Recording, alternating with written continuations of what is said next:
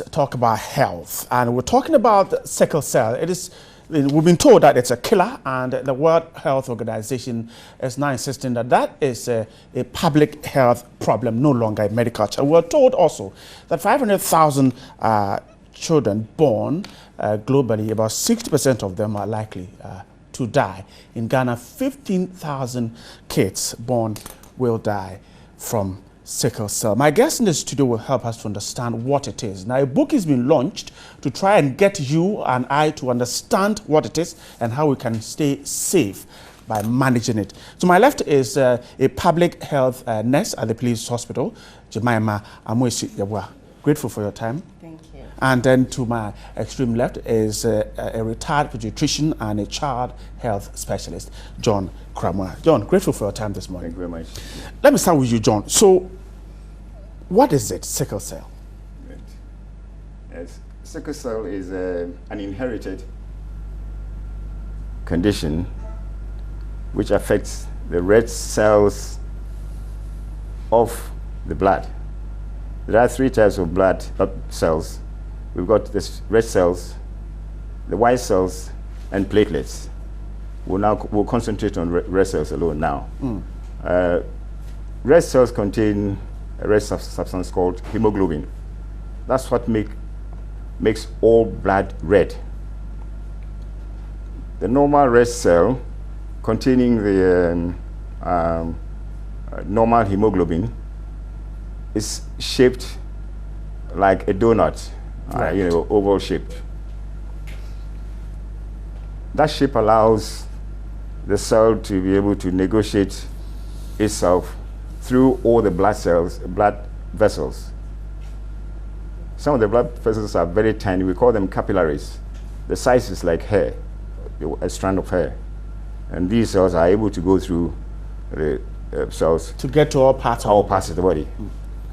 The blood supplies oxygen to the parts of the body.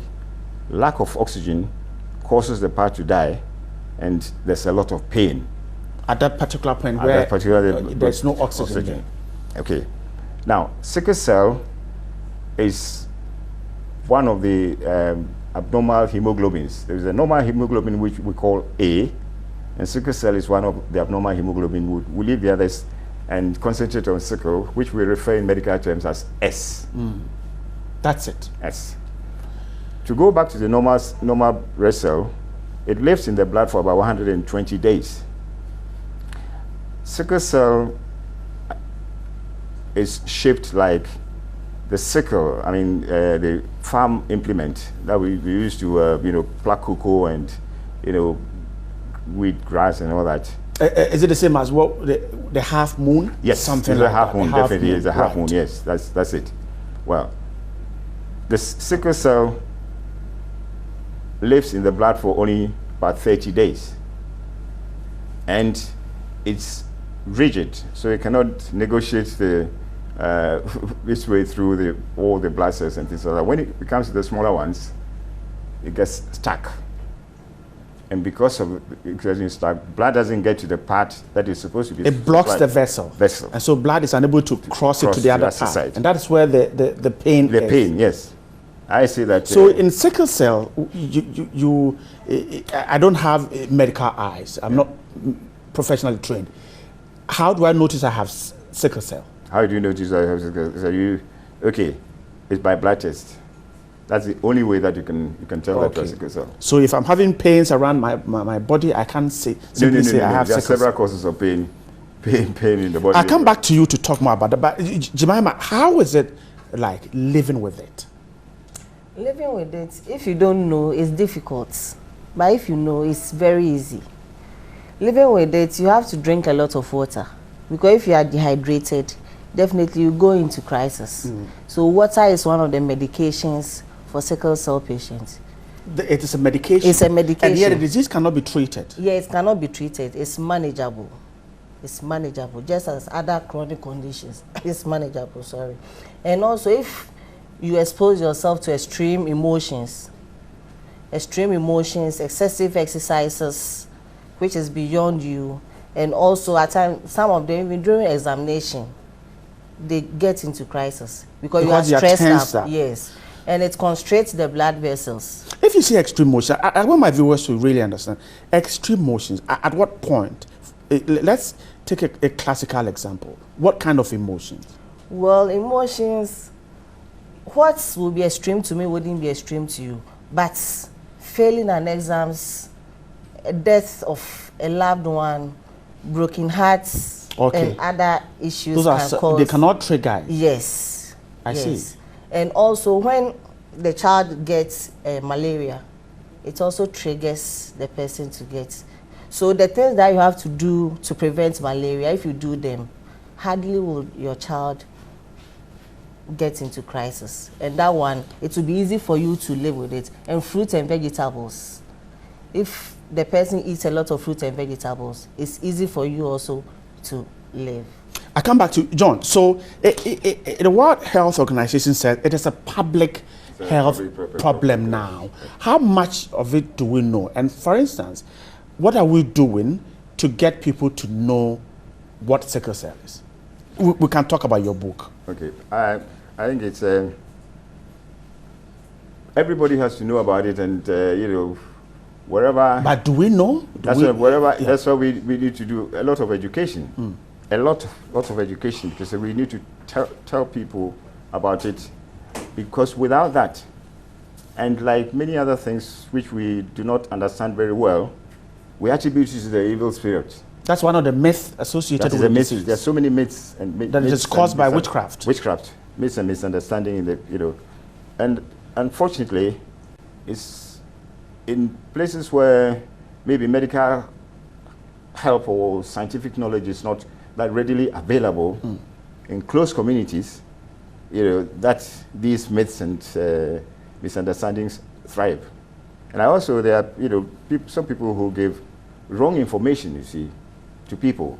I mean, they will tell you that, they will definitely tell you that, you've come to see me and this problem, okay, there are these repeated deaths in the family of little children. It's caused by the devil.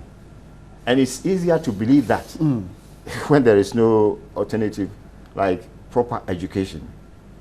So with the media, the churches, you know, nurseries, whatever, those who are in charge of those, you know, organizations should know and educate the people.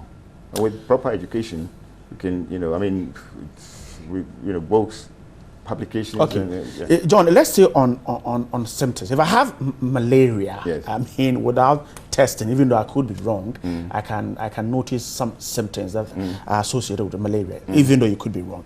In this case, it's not. In fact, even with the malaria, you can't. Exactly. You can't tell whether it's malaria, because there are so many illnesses which can give you the fever, the you know, headaches, vomiting, and yellow eyes, which, you know, people associate with malaria, and urinary tract infections. So many things that, you know, the fever has a lot of causes. So sickle cell, I can't notice anything on my body. No, you can't. You can't. I mean, you know, this, unless you know, and you know, because the symptoms, for example, do not begin till about the age of 6 months when the child is born. Because before the age of 6, the type of hemoglobin in the baby does not sickle easily. From about 6 months, we get the adult hemoglobin, which sickles. And that is when the problem starts, most of the time. The child will then have a lot of pain with swelling of the hands and feet. And for those parents who have had the experience before, they will say that, you know, this child is also going to has the swelling disease. I see. John, let me go to Jemima. You talk about managing this because it cannot be cured. How do we notice what not to do in order to manage it? For instance, let's talk about our schools, in the homes, in the community. How do we stop some of the things that could trigger crisis? Okay, thank you. Normally, when your child has a sickle cell, you have to contact the immediate teachers and the headmistress, so that you tell them that my son or my daughter has to drink a lot of water, has to eat a lot of fruits and vegetables, has to avoid dust or extreme cold or hot weather. So due to this, the teacher will know that, oh, in class, this is what I have to do for the child. And the community too. Let me ask you before you go there, is this known? What you just told us, is it clearly known, so much so that parents can easily let the school know that this is the condition of my child? Is this what you get to notice, observe when you interact with patients? Not at all. It doesn't happen. It doesn't happen. And it's really difficult. So I happen to work with an organization, an NGO, Sickle Foundation. We talk about sickle cell, educate people on that. So based on that, now some people know that this is what I have to do. Either than that, they wouldn't know, so they will be there. You do your best in the house, but your child will go to school and go and bring crisis home.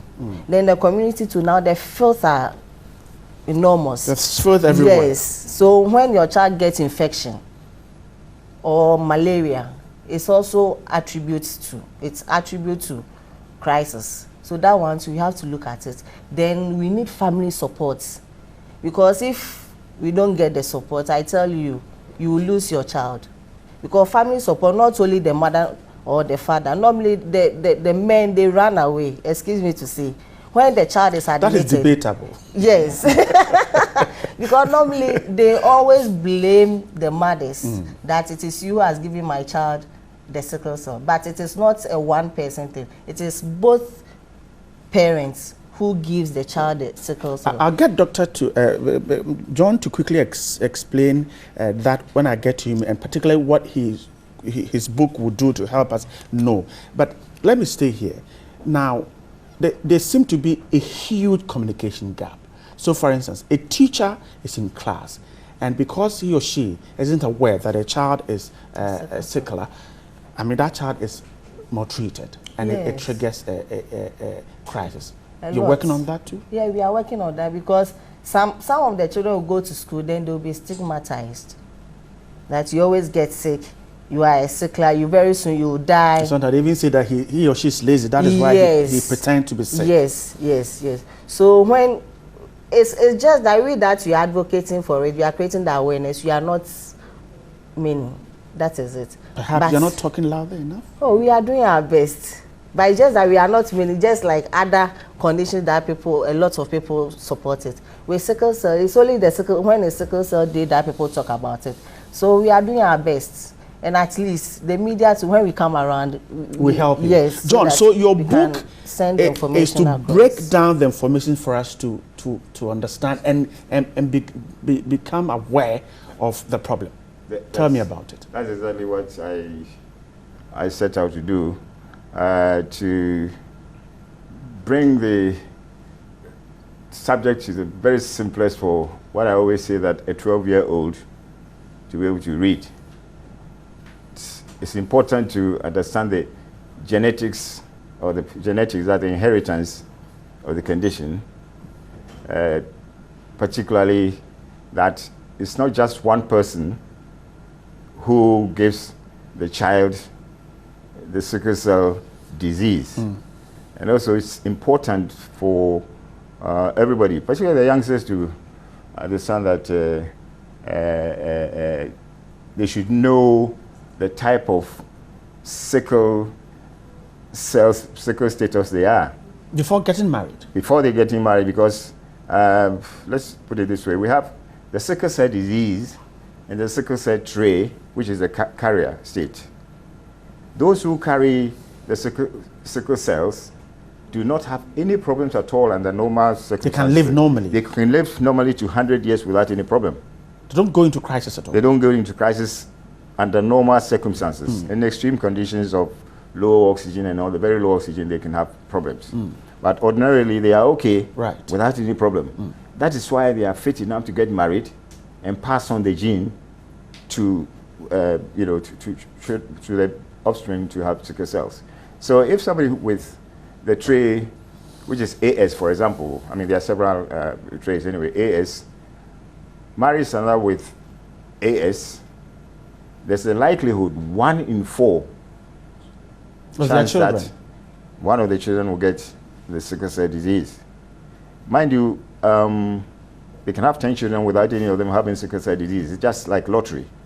But they can also have 10 children with all of them with sickle cell disease. Therefore, the knowledge is very important that this thing. And the ideal situation will be for all children to be tested for sickle cell in other parts of the world. And it started in Ghana with the Sickle Cell Foundation is doing a marvelous job of getting all newborn babies tested. So even though we don't have that in all our health facilities. No. They've started a very good project in, I think it's based in Kumasi, but it's going to be, nationwide in due course anyway. Okay. Yes, but if all these children are born, they know, each one of them knows that I have, I have AS or SS or AA. They tell you what you are, so that if you happen to meet somebody and the heart doesn't take over the mind, you can compare notes and say that, look, I don't think we look, but it's very, very important that everyone get tested. And this is what, maybe my book talks about, that is very important. And also telling the symptoms and signs and things to do not to trigger crisis. A crisis is when, there's pain, for example. Let's limit ourselves to that painful crisis. It can be severe, it can be mild. Most people walk about with, crisis, paracetamol or ibuprofen will solve the problem. But some have crisis which can last as long as 3 months and spend so much time in the hospital. And money. And emotional and psychological strain on themselves and on the family. So if we can prevent these things happening, it saves a lot. It saves a lot. Infection, dehydration, stress, as has been said already, and a lot of other things can. Immunizations. Great. Immunizations are very, very important to prevent severe infections. To wake up those children with people with sickle cell are prone. Blood poisoning, bacteria can, meningitis, pneumonia. All these things are available. Part of the problem. But it covers everybody. Okay, let me go to Jemima and find out. Now, the key thing is about breaking the myth surrounding the disease. Now, apart from this awareness, is there any other way we can get our rural folk to understand that this is not an issue with witchcraft, but it's an issue that has to do with the problem that need to be corrected? How do we do that? Are we able to do that? Yeah, we will do that when we get more hands to go there. We need more hands. Yes, because we are not many. With Sickle Foundation, we are not many, and when other foundations too are also helping and going, I think it will help. And also the government, if you submit something, a proposal for sickle cell, at least the support it's not isn't forthcoming. Yes, so for instance, if every health facility in Ghana has even the equipment compound for test, will go a long way to get the myth broken. Yes, and even when it is done, education has to be part of it, because you have to educate them. You don't have to just do the test and leave it there. You explain to them why they are doing the test and what exactly the sickle cell condition is. Because when you explain to them, that is when they will know that it's a disease of the blood, it's inherited, it is not a witchcraft something. And with police hospital too, now what we do is, when your child is 6 months, you test. You do the test? Yes, for sickle cell. So when you do the test, right from that, then we start managing the child. I see. John, let me give you the last word on this. We'll run out of time. So, advice before we go. Advice. I think every organization, and particularly the NGOs, and in fact, I know one NGO, the Intiama Foundation, which goes into the villages, and it's for health and education. We take this together. There's also the health education on wheels, where they take all this information to it. So they have to be empowered to be able to educate the people in the villages. And as I said, the Intiama Foundation is doing that mostly in the West Akim, Newer Brime area, which is helping a lot. And all schools, nurseries, churches, everybody has to preach the word. Now this is a condition which is actually forgotten it's a forgotten condition, but disease. But it causes a lot of psychological, emotional, and physical problems to the sufferers and the carers, which I think, if with more sickle cell counselors, as I said before, the National Sickle Cell Foundation is working towards that, and counselors have to be culturally appropriately trained to understand what they are dealing with. Because if you go to a village and you don't understand their way of thinking, you will not be listening. But I'm grateful. Jemima, before we go. Before we go, I want to tell everybody that sickle cell is not a limitation. If you have sickle cell, it doesn't mean you can't do anything. You can do whatever you want to do, provided you know it early, then you manage the child to the age that God has given the person. And also water, I always stress on water because it's one of the things that takes them away. Fruits and vegetables, and they should take their folic acid as well. And when you are in the house and there is pain, just massage the place with warm water, the oil and ointment. Give your child paracetamol or brufen. Then and you rush him to the nearest. Immediately, don't wait at all. Great. My mom is at the police hospital, and John Koramwa is a retired pediatrician and child health specialist. Gentlemen and ladies, I'm sure we'll have time to talk about this in the course of time.